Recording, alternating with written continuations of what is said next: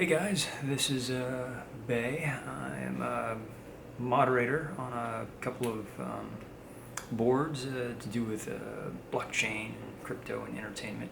And I figured just making a video of this instead of doing a post would be interesting because I think it's an interesting time for NFTs because I know it's a buzzword and it's already dead, and there's a lot of talk about them, but I think that some very exciting news is coming down the pipeline, regarding its usage. I think it's for us as entertainment professionals. Watch this thing; it's going to get very wobbly. I know, like media professional. What am I doing here? I'm just like pulling out one of my pocket cameras to try and talk to you. I don't have any specific setup. Just here at the office after hours.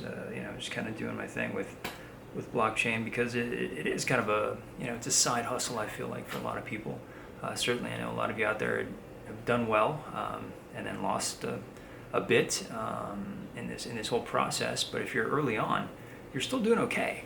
And I think that's to do with the interest in the industry and the interest in how this is coming to a broader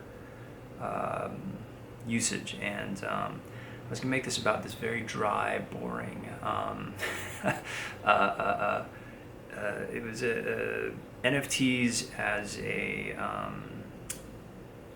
in the Theta system were being used by way of patent. They're patenting a system of NFT usage that had to deal more with digital rights management. And if you're a creator of videos, if you're of music, of art of any sort, managing your rights in the digital world is extremely tough, and it's been the bane of a lot of our existence. And except for that guy has no digital rights management pushing whatever that was. But it's piracy. Piracy has taken a lot from the industry as a whole. I mean, not saying who wants to see our small things or the small things that I do. But in general, it's I have to say, actually, I think a couple of my movies have done better in piracy than on Amazon or Hulu. Thank you, Amazon, Hulu. I appreciate them very much as players in this Web 2.0. And so as we're approaching Web 3.0, the usage of NFTs has sort of, I think, gone off on the wayside because of its headlines. And so the headlines have been people selling for 69 million and these audacious monetary sums. But I want to get back to the use case for us as creators, and that has to do with digital rights management. Sure, you can track things better, you can understand who's seeing it, and you can understand how your royalties are being assessed. And it has this great way of being, this permanent ledger, and that's fantastic. I think, Mark Cuban, I think really took this by the horns very early, in that NFTs as ticketing is going to be the future. This is how we're going to get tickets.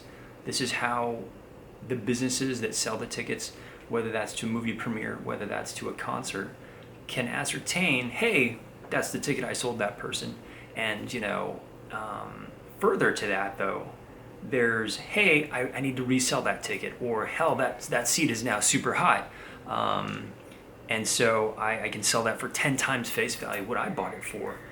And the creators and the venue can still recoup some of that additional sale as a percentage, as dictated in the creation of the NFT.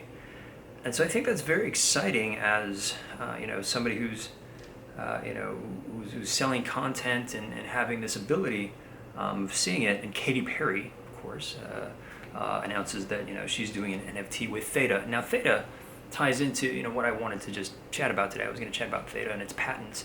It's just done its third patent very quietly. The first two there's not a lot of info on, to be honest. The third, they were very brazen, and they showed like paperwork on it that had to do with how the NFT was going to be the way in which you could watch something and stream something by ownership of the NFT. So the NFT, it's almost not just a ticket anymore. physical venue, etc. It's the purchase itself. And so if the NFT is the purchase itself, you can track it. You can access it whenever you want because you own the NFT, and so you have exclusive access to certain kinds of content. And I think I don't know if they tried it. It was like yesterday they announced that, and then Katy Perry announces today that she's working with Theta on a concert series. Now she's putting together a concert series in Las Vegas. I love Katy Perry, by the way. Good friends with her backup singer, LB. Check out her music; she's amazing.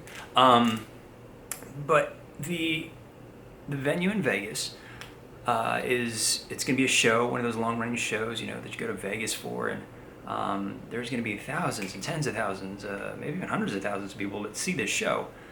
And for a creator, what better way to reward fans by doing a drop? I think she's doing a drop at katy.thetadrop.com. If you're a Katy Perry fan, if you're just a fan and interested in how this is going to work crypto-wise, blockchain-wise, NFT-wise, because I think this is the thing. It's like they're doing a drop with the NFTs, I think. Theta, because it's in the game and it has T-Fuel and it has, coins associated with it, I don't know if there's, an integration that way, but certainly Theta is partnered with Katy Perry, and they are going to, work together on the show. Now, that opens up ticketing. You have ticketing. Amazing. You have NFT ticketing. That's here. This is now for the public, and it's just about making that access for that NFT. I think that's the tough part, right? Like, what are you going to pay? Ethereum gas fees on top of, maybe it's as much as a Ticketmaster, fee, probably, right? Depending on the hour that you do it. And so, you have this system of opening it up to the masses, as long as you can somehow get the masses to be able to use their credit card. And I think a lot of places are starting to get regulation for that. It's a little tricky, and understandably financially, to go from credit card right into something like crypto, or just I think the guys over at what's the NFT marketplace, Nifty. So Nifty, I think you can just go in with a credit card on Nifty. I've never had to exchange coin on Nifty, and so I can afford a bunch of Nifties. I'm just saying, I've seen the marketplace. I've lost out on a couple of auctions there, and it gets a bit pricey on Nifty. But the case being, that's the solution is somehow getting people the ability to access it. Then once you have that, then you have this keepsake, this really cool, whether it's a Prism hologram, that's her old tour, Prism. Told you I was a fan. And so you have, this NFT thing that you get to keep forever. That can also be sellable as a piece of art and have value. And I think this is probably where they're going to go with it, is backstage, having certain access to areas within the event, certain, I don't know, I know she's really awesome about meet and greets, that type of thing. She really loves her fans, really loves connecting with her fans. And so I can totally see, that type of artist engaging in a very cool way with NFTs. So that's kind of why I wanted to chat today about NFTs. And I know everyone's like, oh, they're dead, and it's an easy headline. And but the thing is it's use case.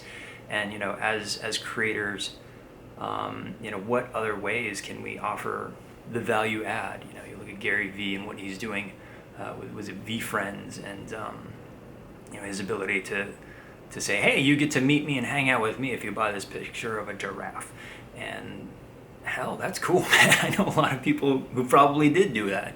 And I think that's the puzzle in everyone's head right now. It's what's going to catch, what's going to really light fire in terms of value to just me as a consumer and as a fan. Like if I want to see something, if I want to see a band, what is it that I can take away from that event, from that moment, other than the cell phone photos that I'm not going to show anybody other than two people who didn't get to go and they hate you. And so it's a very unique time, and I just wanted to briefly sort of touch and scratch the surface because I think Theta is doing amazing things right now. They are the front runner by far when it comes to this space, who they're partnering with, Lionsgate, big entities with big libraries, and you can see the formation of this media entity it's not quite YouTube. It's not quite. It's somewhere between. It's not. It's like it's quasi Netflix.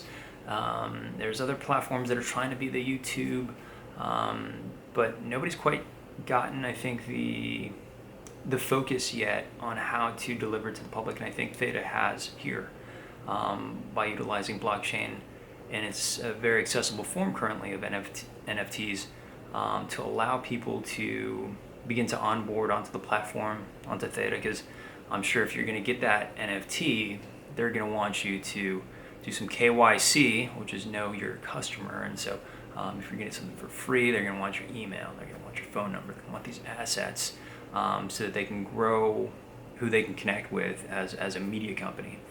And so they're doing some very interesting work right now. And the patents are, they're leading the pack right now. And the more they get, I feel like the second one that they got was maybe 6 months ago, if that. No, maybe it's like in March, 3 months ago. So they're really on the warpath, and they got a huge war chest.